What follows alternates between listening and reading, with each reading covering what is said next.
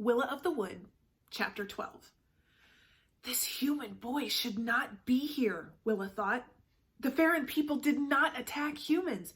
They did not capture humans and hold them prisoner. She wanted to turn away from this. She wanted to run. She wasn't supposed to be here. This was the forbidden part of the lair. If the Padaran's guards caught her here, she'd be in even worse trouble than she already was. And the wound on her back ached, her arms and legs and her whole body felt weak and clammy from the loss of blood. But she stayed perfectly still for several seconds, just trying to breathe, trying to understand, as the Cherokee boy's dark brown eyes stared out at her. Why is there a human here, she thought. What are they doing with it? She could see its little brown hands clinging to the door of sticks that imprisoned it. And as she peered deeper into its hole, she saw that it was thin and dirty and bleeding. She felt the stab of a strange and unpleasant emotion twisting in her gut, but she quickly hardened her mind. If it had been an animal or a Farron in this cell, she would have been right to feel sorry for it, but it wasn't. It was a human, enemy of the clan, murderer of her people. It wasn't a him, it was an it, and she was forbidden to have anything to do with it. Can you help me? It whispered in a weak and desperate voice, wiping the long black hair from its face. She stepped back, startled. She knew that the Cherokee spoke the English words as well as their own, but the sound of its voice frightened her. She could hear the weakness, the fear, the starvation of it. She could hear it all, and she didn't want to hear it. Do you have food? It asked. The creature is starving, she thought in revulsion. It was as if someone had captured a wild bobcat and put it in a cage. No matter what you did with the bobcat, it was still a bobcat. It needed meat to survive. Out in the world, down in the valleys of the day folk where she made her nightly takes, it would never even occur to her to help a human boy, to actually feed one. They were tree killers. How could she help such a beastly little creature? She could not give this boy any food.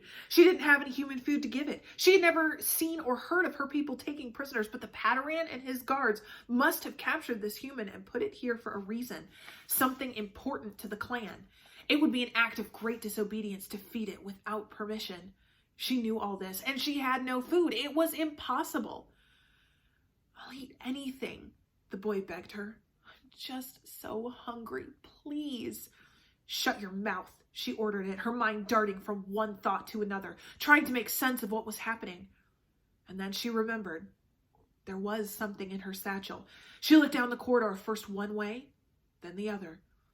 This must be some sort of prison, she thought, hidden down here in the old part of the lair. But if it's a prison, there must be guards. She thought the guards might come down the corridor at any moment and find her there. And they'd punish her for the disobedience against the clan. They'd lock her in one of these slimy holes and bind the door shut like they had with this boy.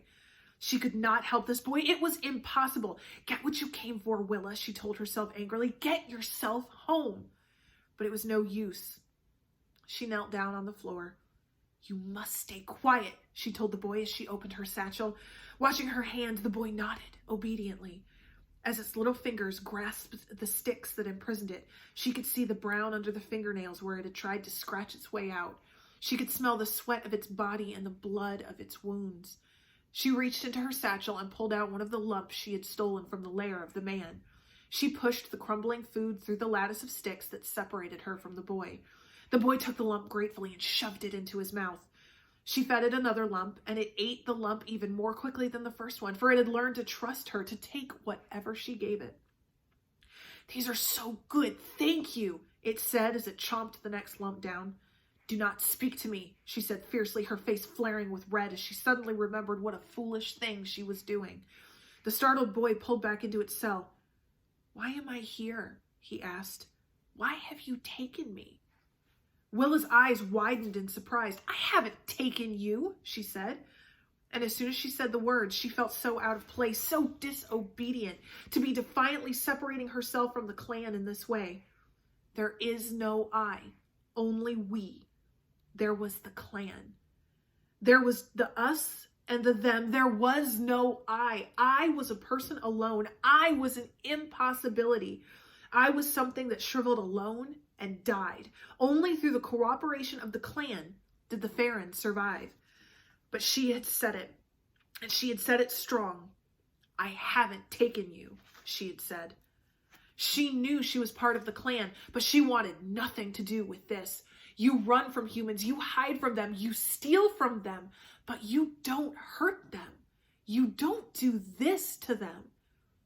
If you're not one of them, then who are you? The boy asked. The question struck her mind like a blow. Who are you? It was the second time a human had asked her that question. My name is Willa, she said, unsure why she was allowing herself to talk to the human at all.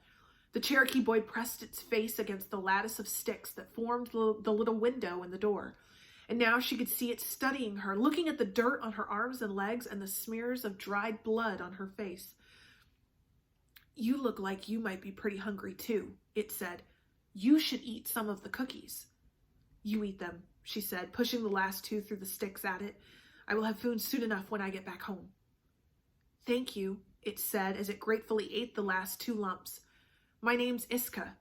What's going to happen to me? Why am I here? Please help me. The sound of approaching footsteps interrupted the boy's words. Willa jumped to her feet. The prison guards were coming.